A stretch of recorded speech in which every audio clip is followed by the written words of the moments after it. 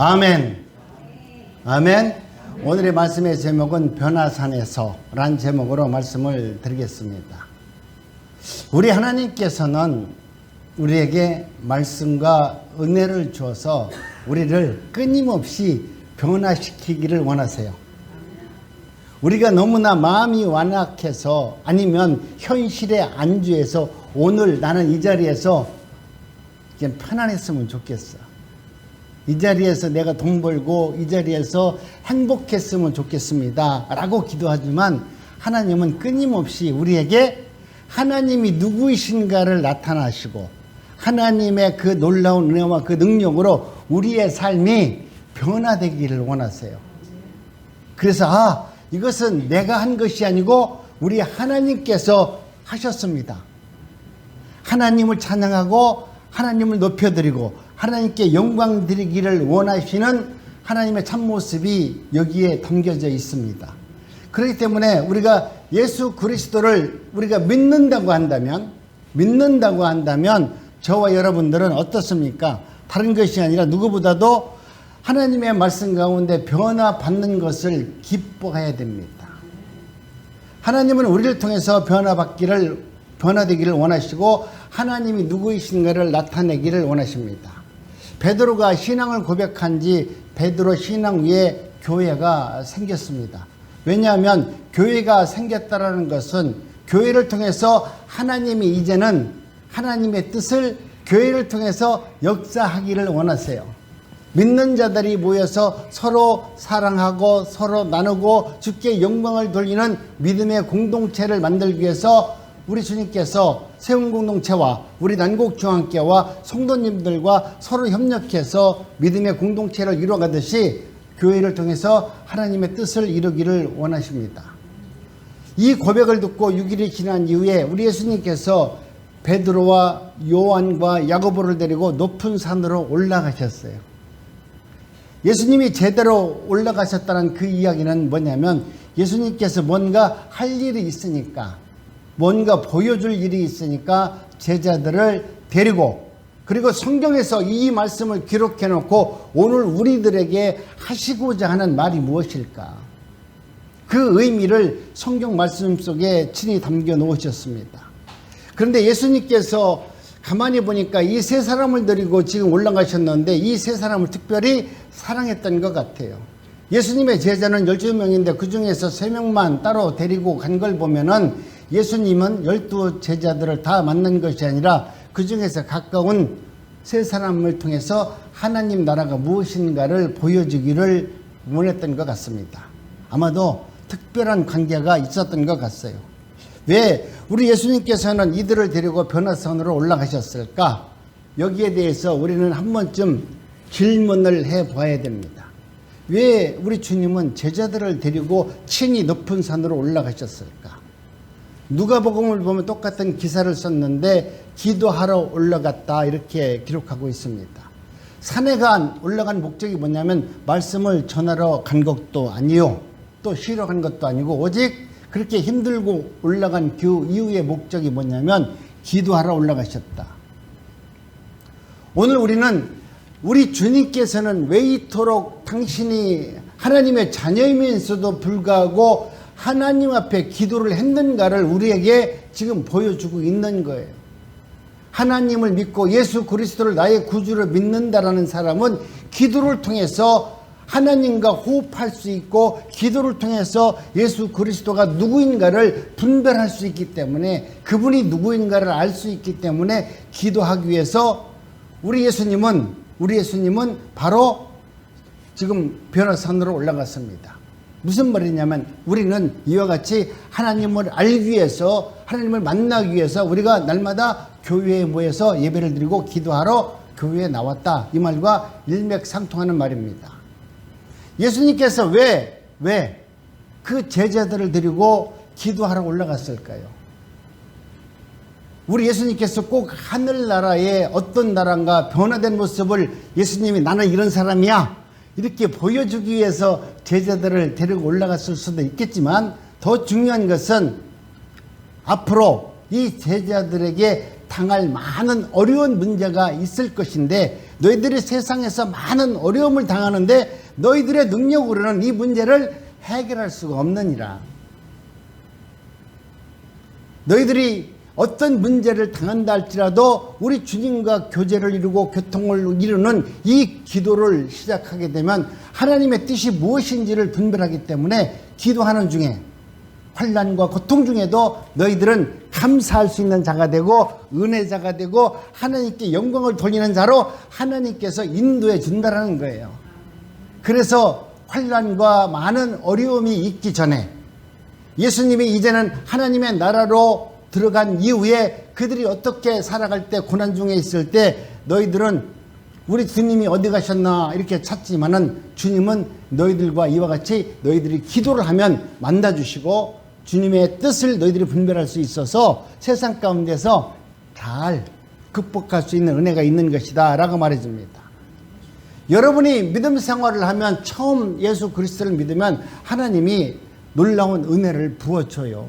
기쁨도 주고 감사도 주고 감격할 일들을 만들어줘요.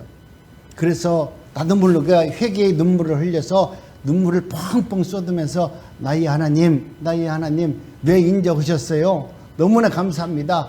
열성적으로 예수를 믿을 수 있어요. 그러나 여러분 이제는 우리 하나님께서 초신자 때는 그와 같이 하나님이 우리에게 은혜를 베풀어주고 하나님이 누구이신가를 그렇게 보여줍니다. 제자들에게도 똑같아요. 너희들이 나를 따라다닌다 했지만 너는 완전 초보자이기 때문에 우리 주님은 그들을 다 용서하고 다 은혜를 베풀어 주잖아요. 그래서 너희들로 하여금 이제부터는 삶의 현장에서 복음의 현장에서 인생의 현장에서 다가올 수많은 일들이 있는데 그것을 극복할 수 있는 길은 바로 기도다라는 것을 보여주는 것입니다. 그렇기 때문에 이제는 저와 여러분들이 예수 그리스도의 믿음 안으로 들어오면 하나님의 자녀라고 인침을 받으면 우리 하나님은 때로는 혹독하세요. 내가 하나님 이제는 주님이 나의 구주이십니다라고 고백하면 우리에게 복도 주고 능력도 주고 잘 살 수 있는 축복도 줘야 되는데 우리 하나님은 우리 예수님은 그런 것을 주는 것이 아니라 그 모든 것을 다 다스릴 수 있는 은혜를 우리에게 주십니다. 연약할 때도 찬양할 수 있도록 만들어주고요. 고난 중에서도 찬양 부를 수 있도록 은혜를 우리에게 베풀어 주는 것입니다. 그렇기 때문에 저와 여러분들이 하나님의 은혜 가운데 신앙생활을 하다 보면 하나님은 이제는 하나님 말씀대로 올바로 살기를 원합니다라고 고백하는 그 순간 그 말씀대로 살기를 원하는 그 순간부터 하나님은 하나님의 자녀로서의 교육을 하기 시작합니다. 요한계시록 1장 6절에 보니까 예수님을 표현할 때도 비슷한 표현을 하는데 해가 힘차게 비치는 것 같은 예수의 얼굴이라고 요한계시록에서도 말씀합니다. 그 얼굴은 우리 인간으로서 예수님을 바라볼 수 없을 만큼 태양의 빛같이 광채가 났고 너무나 강렬해서 우리 인간이 예수님의 형상을 바라볼 수 없었다라고 이야기합니다. 그런데 예수님을 가만히 보니까 누군가 함께 있는 것을 보게 됩니다. 그리고 그 두 사람과 예수님이 이야기하는 거예요. 제자들 입장에서는 예수님이 변화된 것도 놀라운데 누군가 예수님이 그들과 이야기를 하고 있는 겁니다. 그런데 이 두 분이 예수님 앞에서 공손하게 예수님의 말씀을 듣고 있어요. 참 놀랍잖아요. 그런데 그 두 사람의 얼굴을 누군가 가만히 보니까 그들이 그 모습이 누구냐 보니까 엘리야의 모습이에요. 그 모습이 모세예요. 지금 이 시대에서는 예수님의 오늘 나와 한 예수님은 나이에 불과 30살도 안 먹고 33살밖에 안 먹었는 젊은 사람인데 근데 지금 하늘의 나라에서 열려진 하늘의 나라에서 보니까 엘리야가 모세가 그 예수 앞에 같이 예수님의 말씀을 듣고 있다라는 거예요. 오늘 우리는 이 말씀 중에서 한번 생각해 볼 필요가 있어요. 어떻게 해서 그렇게 됐을까? 이 말은 뭐냐면 창세전에 이미 예수님은 하나님과 함께 하셨던 하나님이셨더라.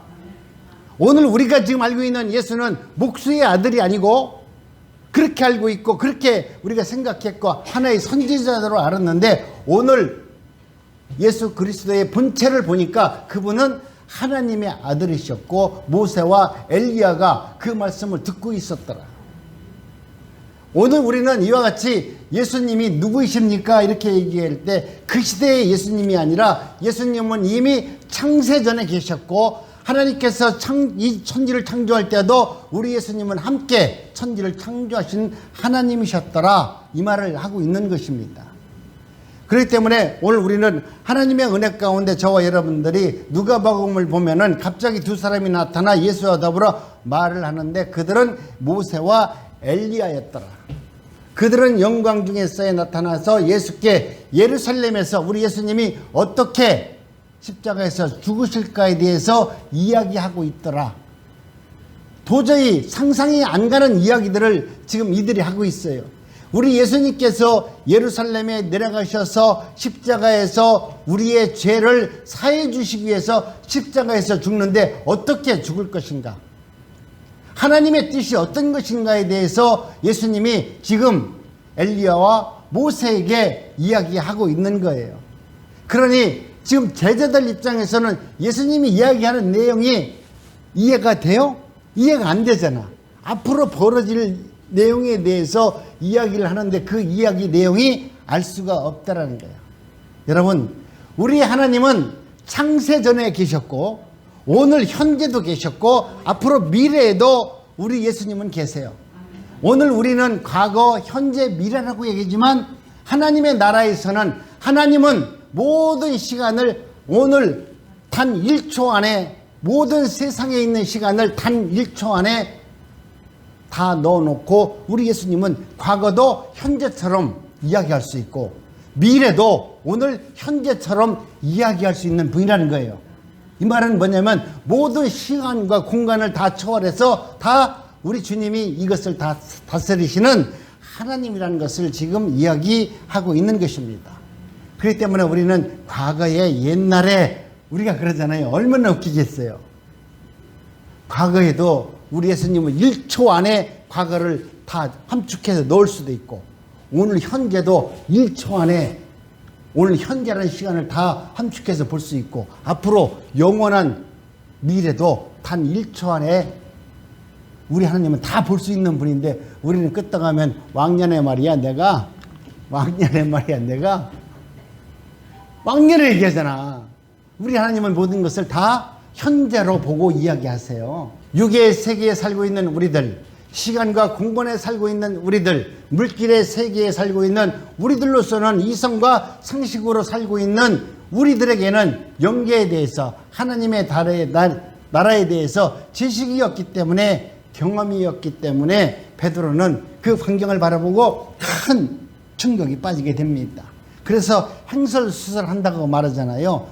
베드로가 무슨 말을 했는지 도저히 알 수 없는 말을 하는데 그 말이 뭐냐면 아이고 우리가 소막 세 개를 지어서 하나는 예수님을 위해서 하나는 모세를 위해서 하나는 엘리야를 위해서 집을 짓고 우리가 이곳에서 살기를 원합니다. 내가 잘 모시겠습니다. 그 말을 한 거예요. 할 말이 없으니까 뭔가 하기를 했는데 행설수설해서 그렇게 말하는 겁니다.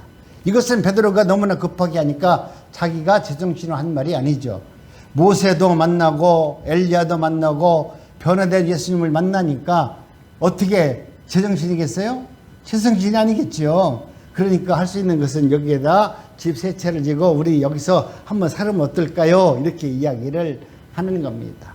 여러분, 오늘 우리는 세상에 살면서 우리의 신앙은 언제나 미성숙한 성도로 살아갈 수밖에 없어요. 우리가 이 땅을 살면서 우리가 암만 믿음이 좋다 하더라도 완벽한 존재로 예수 그리스도와 같은 삶을 살 수 없어요. 우리는 어떻게 살든지 간에 큰 죄를 졌던 나쁜 죄를 졌던 우리는 영원한 죄인입니다. 죄라는 것은 큰 죄가 있고 작은 죄가 있다는 것은 이 땅에서 말하는 이 땅의 법에서 정한 법이 도로교통법, 예를 들어서 도둑질한 법, 사람을 죽인 법, 형벌이 다 틀리지만 하나님의 나라에서는 죄는 큰 죄나 작은 죄나 똑같아요. 큰 죄를 지면 천국에 못 가고 작은 죄를 지면 천국에 가고 그럴 수 없어요. 모든 죄는 다 동일한 것입니다. 베드로를 보세요. 십자가가 못 박힐 때, 예수님이 십자가에 못 박힐 때 그는 멀리서 우리 예수님을 바라본 자였습니다. 베드로는 최선의 삶을 산다라고 이 땅에서 예수님을 따라다니면서 예수님이 하는 일마다 수제자로서 또 그들의 형으로서 모든 사람의 모범이 되기 위해서 열심히 일했지만 그 열심히 그 자체는 늘 우리 주님의 편에서 보니까 성숙한 것이 아니라 언제나 미성숙하게, 남들이 볼 때는 자원해서 하는 것 같지만, 최선을 다한 것 같지만, 성실히 한 것 같지만, 그러나 항상 베드로는 문제투성이었더라. 무엇인가 열심히 했지만 그 열심히 한 것이 언제나 우리 그리스도 앞에서는 죄로 나타났더라. 열심히 했는데 베드로가 뭐 했습니까? 십자가에서 예수님이 못 박힐 때 멀리서 도망갔잖아요. 예수님이 십자가에서 내가 예루살렘에 올라가서 내가 못 박혀 죽을 것이다 얘기하니까 그럴 수 없습니다. 누가 예수님을 붙들러 가면 내가 그놈들을 다 없애버리겠습니다. 당당하게 예수님의 보디가드처럼 그렇게 했던 베드로가 작은 문제 앞에서 그렇게 떠난 것입니다. 부활하신 주님을 만났습니다. 그리고 베드로가 한 일은 예수님이 십자가에서 내 죄를 위해서 돌아가셨고, 예수님이 부활하셔서 자신들에게 찾아오셔서 심지어 떡을 나눠줬는데도 불구하고 그 부활의 예수님을 만난 그 모습을 바라보고도 베드로는 어디로 갔어요? 고기 잡으러 갔더라. 예수님을 만나보고도 그분이 누구인가를 알면서도 그때까지도 베드로는 영적인 성숙함이 없는 사람이었어요. 그래서 예수님이 부활하고 나서야 어떻습니까? 성령을 받고 나서야 제대로 베드로는 제자로서의 일을 시작하게 됩니다. 여러분, 오늘 우리는 무엇인가 보았다, 무엇인가 들었다는 우리에게 아무런 영향력이 없어요. 어떤 사람들은 나 천국 보았다. 지금 베드로도 예수님의 천국 가서 예수님 다 만나보고 온 사람이에요. 예수님도 어쩌면 베드로나 요한과 야고보는 내가 천국에서 예수님을 본 거 이것만 신앙 간증하고 다녀도 그 당시 유능한 부흥사가 될 수 있었어요. 그런데 이들은 예수님을 만난 것에 대해서 이야기를 하지 않았어요. 여러분 잘 알아야 돼. 지금도 우리나라에 있어 수많은 부흥사들과 이상한 사람들은 천국에 가서 하늘나라를 보았대. 그걸 가지고 평생 복음의 전도자로서 부흥사로서 다니면서 거짓말하면서 복음을 증거해요. 오늘 우리 주님은 이와 같이 여러분 본 것으로 들은 것으로 하나님께서 우리를 성숙한 하나님의 자녀로 만들어주지 않습니다. 내가 기도했더니 내가 환상 보았대. 본 것으로는 아무것도 아니라니까요. 여러분 성령이 내 안에 오셔서 성령의 도우심을 받고 성령의 이끌림을 받지 않고 성령께서 하신 말씀이 여러분이 눈으로 본 것이 성경에서 기록된 말씀으로 나타났을 때 그 말씀이 하나님의 레마의 말씀이에요. 내가 하나님의 말씀을 들었는데 성경 말씀이 그게 없다라고 하면 그건 가짜예요. 내가 천국의 복음을 받고 하나님의 나라를 봤다면 반드시 성경에 내가 본 것이 기록되어 있고 그 말씀이 무엇인가를 성경 말씀을 통해서 정확하게 해석할 수 있도록 하나님은 성경의 비밀로서 기록해 놓았어요. 그것을 바라보고 아는 사람이 성경 말씀을 해석한다 이렇게 말하는 것입니다. 그리고 나서 베드로도 그제서야 주님을 만나고 주님을 알고 주님의 뜻대로 산다 할지라도 베드로는 언제나 미성숙한 상태로 하나님을 알지 못했어요. 그러니까 여러분들도 예수를 믿으면서 왜 나는 그럴까? 난 예수 믿는데도 어떤 때는 교회 가기 싫고 어떤 때는 싸우기 싫고 어떤 때는 돈 때문에 또 누구랑 싸움도 하고 나는 왜 그럴까? 나는 믿음이 없을까? 라고 고민하지 마세요. 여러분, 우리 하나님은 여러분의 그런 모습을 통해서 오히려 하나님은 여러분을 지금 훈련시키시고 연단시키시고 하나님의 나라가 어떤 나라인가를 알기 위해서 그런 일들을 내 마음속에서 요동하게 만드는 것입니다. 그리고 내가 아직까지도 성숙한 사람이 되지 못해서 하나님 말씀대로 살지 못하니까 혹시 우리 주님께서 섭섭하지 않을까 고민하시죠? 그러나 고민할 필요 없어요. 여러분 실수한 그 모습 그대로 죄인된 그 모습 그대로 하나님의 나라와 하나님의 뜻을 구하면서 주님의 존전 앞에 나오는 자가 하나님을 믿는 자예요. 하나님을 믿는 자는 여러분 내가 다 성숙해서 영광을 돌리기 위해서 오는 것이 아니라 여전히 나는 아침에 눈을 떠보니까 돈 때문에 사람 때문에 가슴 아프고 힘들고 어렵기 때문에 나는 역시 죄인일 수밖에 없어요. 그러니까 이 죄인된 모습이 주님 앞에 찾아오는 거예요.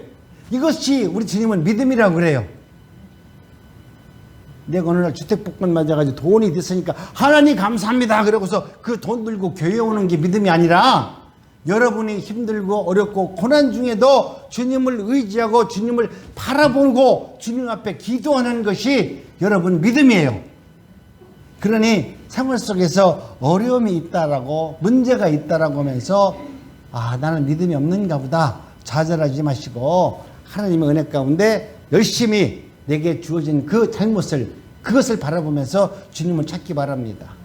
7절을 보니까 갑자기 구름을 타고 나타나요. 그때 구름에 나타난 그 위에 구름 속에서 하나님의 음성이 들리는데 뭐라고 들리냐면 이는 내 사랑하는 아들이라 그의 말을 들으라. 그 음성이 하나님의 음성으로 들리게 됩니다. 여러분 오늘 우리는 어떤 말을 들을 수 있어요.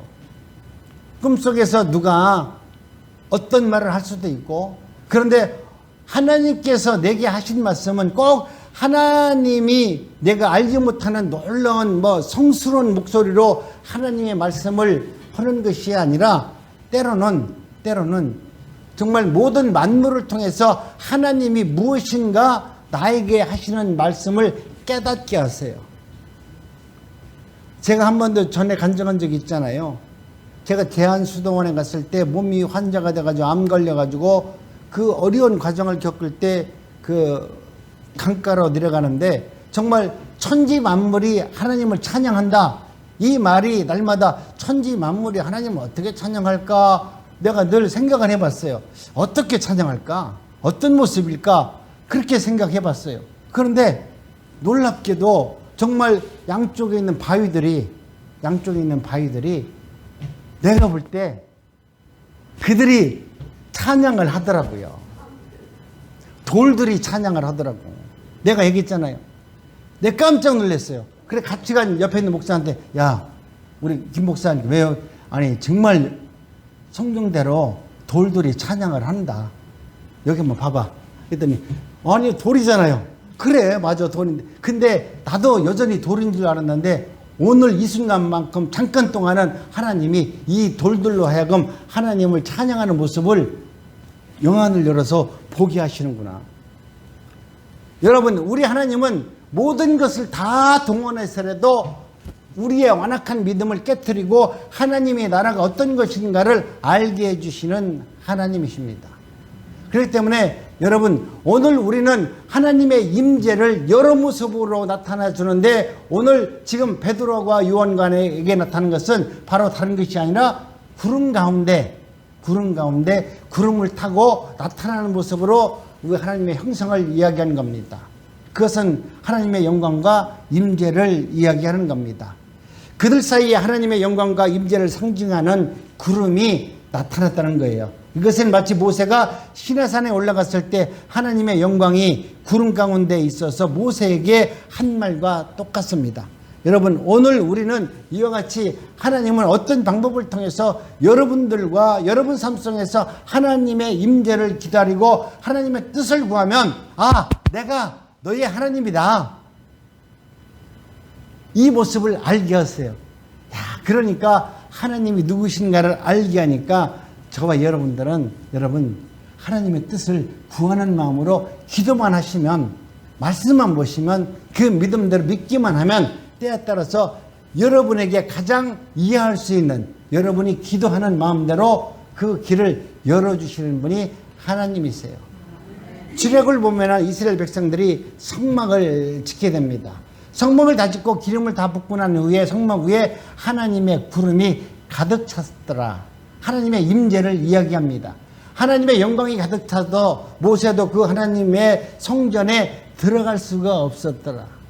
그 성전이 내가 장막을 지은 후에 하나님의 놀라운 임재가 있고 구름으로 덮였더니 모세가 그 성전 안으로 두려워서 들어갈 수가 없었더라.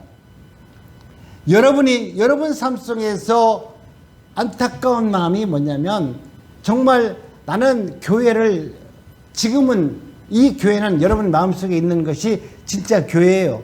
지금 여기에 나타나는 이 교회는 유형적인 교회니까 이 교회가 거룩한다라고 말할 수는 없어요. 어떤 사람은 성전이기 때문에 무척 거룩하다 말하는데 성전이 아니에요. 거룩한 게 아니에요. 거룩한 건 여러분 마음속에 성령이 내주었기 때문에 여러분이 거룩한 거예요. 여러분이 마음속에 교회가 이미 있는 거예요. 그렇기 때문에 여러분, 오늘 우리는 그와 같이 거룩한 내가 하나님께서 허락하신 이 교회 안에, 믿음의 공동체 안에 들어올 때 여러분은 누구를 만나러 오는 마음으로 가냐면 주님을 만나는 마음으로 오셔야 돼요. 오늘 목사님을 만나러 한번 와봐야 돼. 목사님은 저 길거리에서 만나세요. 여기 올 때는, 들어올 때는 나는 반드시 나는 예수 그리스도를 만나기 위해서 들어오는 겁니다. 그렇기 때문에 들어와서 여러분이 조용히 하나님, 주님, 오늘 또 이 죄인이 왔습니다 라는 마음으로 기도하시고, 그리고 나서 여기서 이야기하는 것은 세상 것 이야기하지 말고, 만약에 세상에서 돈 버는 얘기, 무슨 얘기 하려면 이 바깥에 나가서 하는 게 좋아요. 여기서는 오로지 하나님의 나라, 하나님의 뜻, 고난 중에 있는 성도가 누구인지, 그들을 어떻게 돌볼 것인지, 그들을 어떻게 위로하고 신방할 것인지, 하나님의 뜻을 이루는 이야기를 이 교회 안에서 하시고요. 될 수 있으면 세상 가운데 할 얘기는 저 바깥에 2층에 얻어놨잖아요. 세운공동체 2층에 올라가면 카페까지 만들어 놨으니까 거기 올라가서 커피 한잔 하시면서 세상 이야기도 하시면 되는 것입니다. 그렇기 때문에 오늘 우리 하나님의 은혜 가운데 저와 여러분들도 이제는 정말 하나님이 원하시는 그대로 살기를 원합니다. 하나님의 은혜와 그 능력과 임재가 가득 차서 들어올 수 없는 이 성전 앞에 들어온다는 두려운 마음도 있어야 됩니다.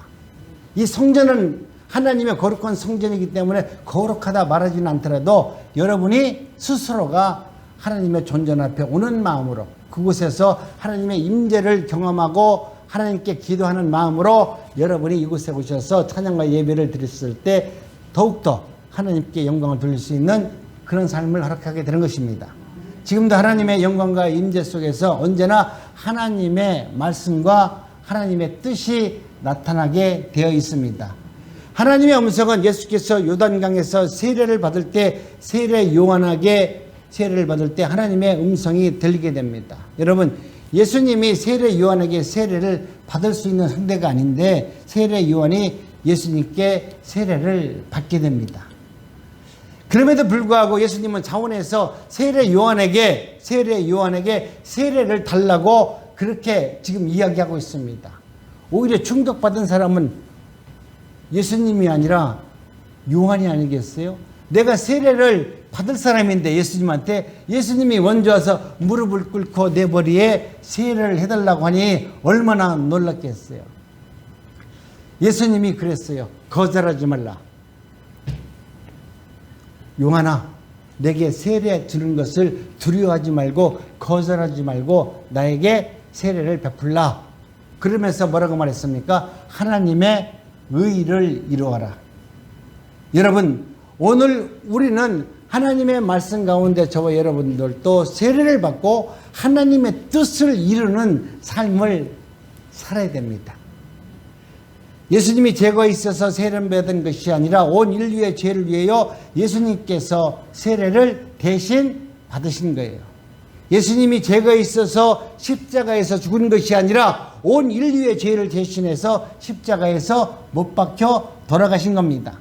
그렇기 때문에 저와 여러분들도 우리 주님께서 무엇 때문에 이와 같은 일을 행하셨는지 그 말씀의 의미를 깨닫고 주께 영광을 돌리는 은혜자가 되기를 원합니다. 그러니까 예수님께서 초기 사역에는 예수님은 우리를 위해서 세례를 받으셨고 마지막에는 우리를 위해서 십자가에서 대신 피 흘려 돌아가셨습니다. 이것은 전적으로 하나님의 뜻이었어요. 하나님의 뜻대로 행하셨다는 거예요.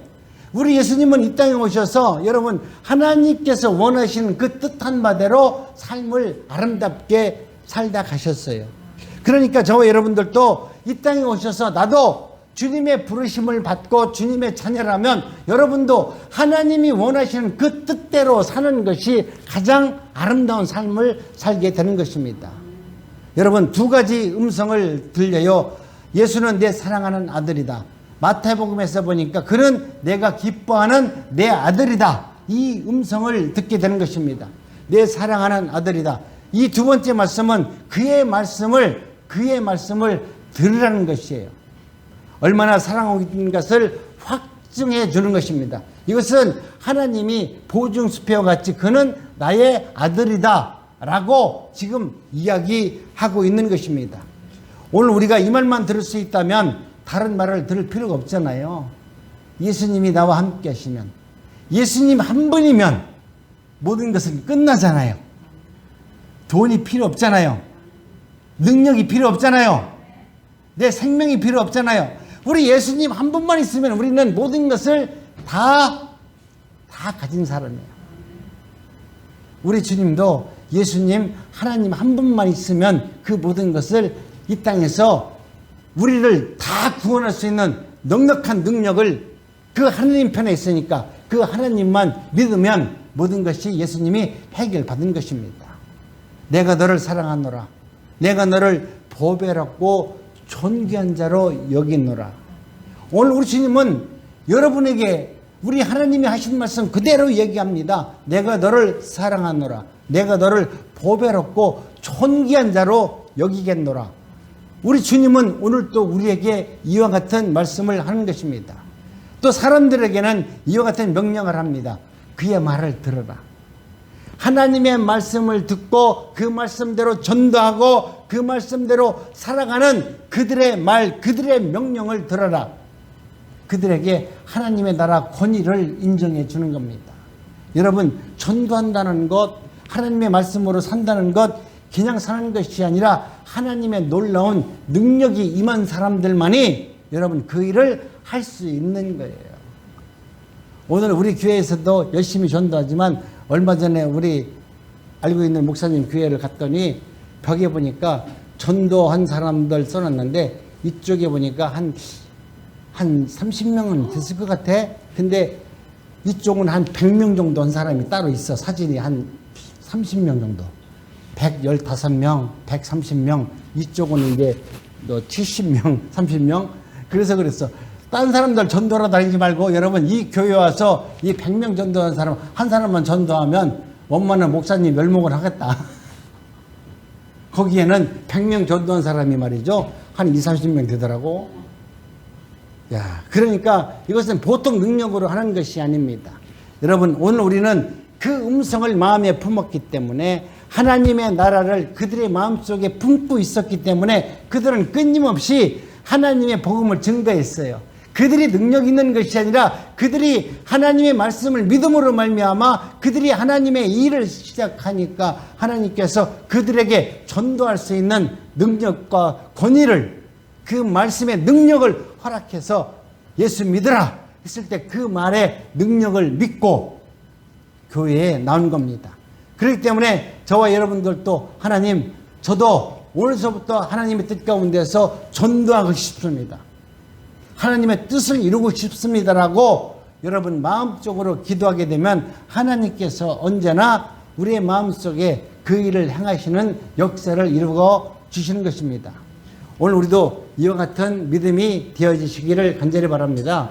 여러분도 그런 음성을 듣게 되면 사역자가 될 수 있지만 하나님 나는 하나님께서 내게 오셔서 그런 능력을 허락해 주지 않았다면 나는 목사로서 사역자로서 그런 일을 할 수도 없고 해서도 안 됩니다. 그런 하나님의 음성을 듣는 자만이 하나님의 일을 하는 것입니다. 그래야만이 많은 고난과 어려운 문제가 있다 할지라도 그 문제를 능히 극복하고 하나님의 말씀대로 사는 것입니다. 다시 육으로 돌아온 그들은 산에서 내려오면서 단단히 예수님께서 그들에게 말씀합니다. 인자가 죽은 사람 가운데 다시 살아날 때까지 지금까지 하늘에서 본 것, 이 변화산에서 이루어졌던 이야기들을 하지 말라. 천국에 대해서 너희들이 보았다 들었다 하지 말라는 거예요.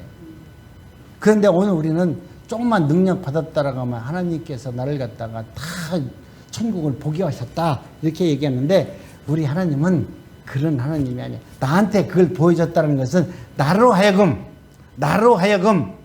내 믿음이 연약하니 하나님의 나라를 보게 하셨더라도 하나님을 믿게 하기 위해서 보여준 거지, 내가 그것을 본 걸 갖고 먹고 사는 도구로 사용하려고 천국을 보여준 건 아니다 이거예요. 아니, 그러면 우리 하나님께서 여러분들에게 간단하게 천국 다 보여주고 그거를 먹고 살게 하겠죠. 그러나 여러분, 우리 하나님께서는 천국은 하나님께 속한 것이기 때문에 우리 인간이 보았다 하더라도 보았다 들었다 할 게 아니라고 지금 이야기하는 것입니다. 부활을 해야 예수님이 하나님이 원하시는 아름다운 완성이 이루어지는 겁니다. 저와 여러분들 중에서 내가 정말 사랑하는 자녀들에게, 야, 내가 너희들에게 유산을 물려주는 게 큰 부모로서 할 일이지만, 여러분이 정말로 사랑하는 자녀들에게 아름다운 유산으로 물려줄 수 있는 유일한 비결이 뭐냐면, 여러분이 예수 그리스도를 믿어서 천국에 들어가는 거예요.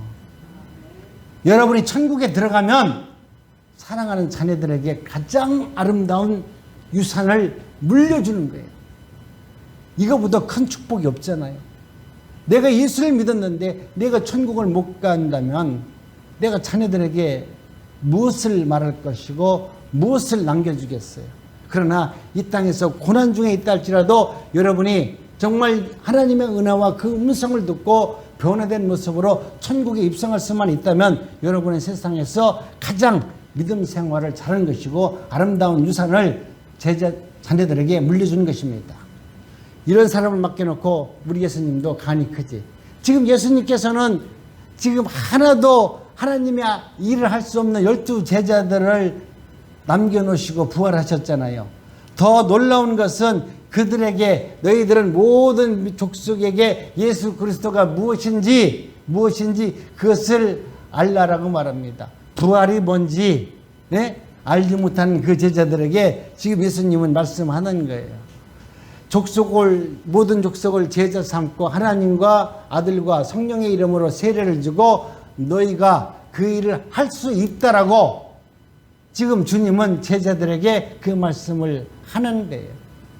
우리 제자들은 그 당시에 예수 그리스도의 말씀을 듣고도 여러분만큼도 하나님의 나라가 무엇인지 몰랐어요. 그런데도 그들을 남겨놓으시고 성령께서 하나님의 나라가 무엇인가를 알려준다라고 하는 그 놀라운 말씀을 남겨놓고 하나님은 호련히 천국으로 예수님은 들어가셨어요. 어떻습니까? 제자들이 안 하면 어떻게 할까요? 제자들이 깨닫지 못하면 어떻게 해요? 그래서 너희들이 내 말을 알지 못하고 내 말을 깨닫지 못하니까 이제는 너희들에게 보혜사 성령을 너희들에게 마음에 심령 안에 보내주셔서 하나님이 누구신가를 알게 하셔서 성령을 통해서 잊어먹지 않게 하나님의 말씀을 돌판으로 계명을 주었더니 계명을 깨쳐버리고 선지자를 보내주었더니 예수님이 누구신가, 하나님의 나라가 무엇인가, 예수 그리스도를 선지자로 보내주었더니 그 예수를 쳐 죽인 너희들에게 어떻게 하나님의 나라를 알 수 있을까? 이제는 너희들의 생명 안에 성령을 보내줘서 너희들이 죽이지 못하도록 그 성령의 역사를 통해서 하나님의 나라가 무엇인가를 알게 해주겠다는 겁니다. 여러분, 예수님은 우리에게도 말씀합니다. 왜 선지자들이 많은 고난과 멸시를 당할 것인지에 대해서 이야기하고 있습니다. 여러분, 엘리야는 이미 왔는데 많은 사람들은 그 성경에서 엘리야가 언제 올 것인가에 대해서 지금도 기다리는 자들이 있습니다. 엘리야는 바로 세례 요한이었습니다. 세례 요한이 이미 왔다가 갔는데 지금 많은 사람들은 다시 한번 엘리야를 기다리고 있습니다.